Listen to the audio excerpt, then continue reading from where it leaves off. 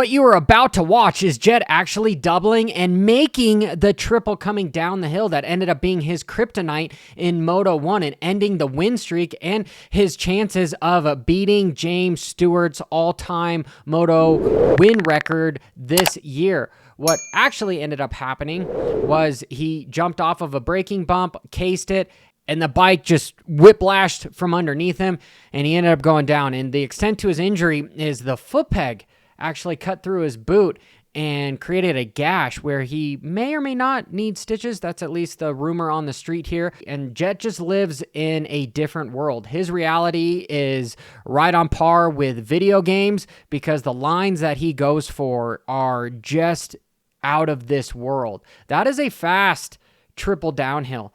If I'm going to speculate, I want to say in qualifying there was less deceleration bumps, and therefore he was able to come off the lip further down the hill than in the actual moto, where he jumps off probably 3 or 4 feet further up the hill, and that causes him to case it and ultimately crash off the track. And where Hunter is the lip that Jett jumps off of. He comes over the double. And in qualifying, yeah, this is where I want to say he was jumping off further down the hill, and here is the gnarly braking bump in front that he tries to jump off of, and that is just enough. That's 3 feet, and that's all it took for him to lose his win streak and potentially that win record. Boom. Vital had a good view of it as well on their Instagram, where they caught the end of the crash itself. Bam. Switching gears to Deegan and some of the setup, we have Deegan here where Tony Hawk would be proud by his 1280 spin. He's getting ready for the Olympics come July. But all jokes aside, what really caused this?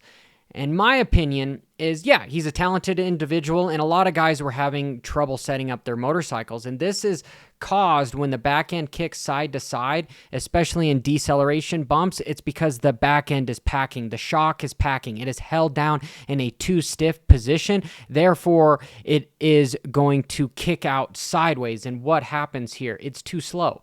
It's too slow, kicks out. If it was too fast, well, we would have an instance where that ass end is going to kick straight up and down. In this instance, it's being held too far down into the stroke, and therefore it packs and it rebounds sideways. And this is where you have Deegan crashing by doing the spectacular spin that he was able to achieve. And it was kind of a bummer because he ended up losing the moto win record that he had, where he was almost 4-0. And if we watch Chase Sexton, we can see here, same thing, where the back end kicks out sideways. And this happened to a lot of riders. But look at how far down those bikes are. They've got this stuff set up real slow. And why would they have this set up slow? Well, Hangtown is an incredibly fast track, where this coming weekend at Lakewood, it's not near as fast. It's built on the side of a hill, and you've got less horsepower because of the altitude. So I want to say that these guys are probably going to be faster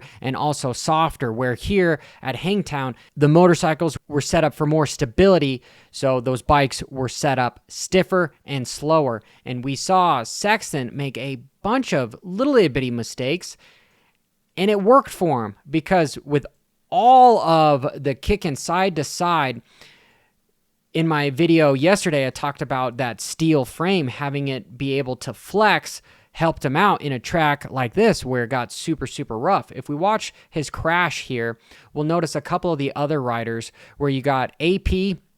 He is weighting that outside peg. He is leaned over the motorcycle, and we'll watch Hunter as well as that bike is starting to kick out a little bit. He is weighting that outside peg. You can see Jason Anderson as well. Even Jett is hanging out there. And if you focus in on the rider that was the eventual winner, he's pivoting and he's wanting to get up the inside of guys. And his weight just starts to lean too far to the inside, where that ass end is just sliding out. Where he was going with the flow of inertia, and that sucker just slid out underneath him, and he wasn't able to get on top of the motorcycle to save it. And because of it, we saw an epic moto, which is honestly going to go down as one of my favorite of all time. And let's watch some of these passes from Sexton. This was him getting around Hunter, and he makes just some aggressive moves moving forward. Doesn't follow, comes hauling ass around the outside, and then sneaks right back in and pinches him off so he can't come back and block pass him. And after that, just leaves him. And look at that. Lands on the gas. Most riders land sitting down. He's landing standing up, accelerating, and has an epic save yet again by just moving that motorcycle to its breaking point. In the racecraft of Deegan getting around Hymas, where this is right after the start, he pivots way to the outside and slingshots himself around. Where Hymas was covering his line and Deegan wasn't following, the track enabled a lot of passing instances. I even saw on Twitter where Eli Tomac said that, hey, not overwatering the track enables for some better racing. Here's Deegan going to the outside, not following, getting around Kitchen, just sneaking up the inside and pushing the issue. Pushes Levi almost off the track, and then does the same thing that Chase did to Hunter, where he's just covering the inside and pinching him off and squeezing him off. Hey, if you guys enjoy these videos and want me to keep making these, make sure you hit that subscribe button and notification icon. Tomorrow is the news show. So until next time, keep it WFO. Ba-ra-da-da-da-da-da.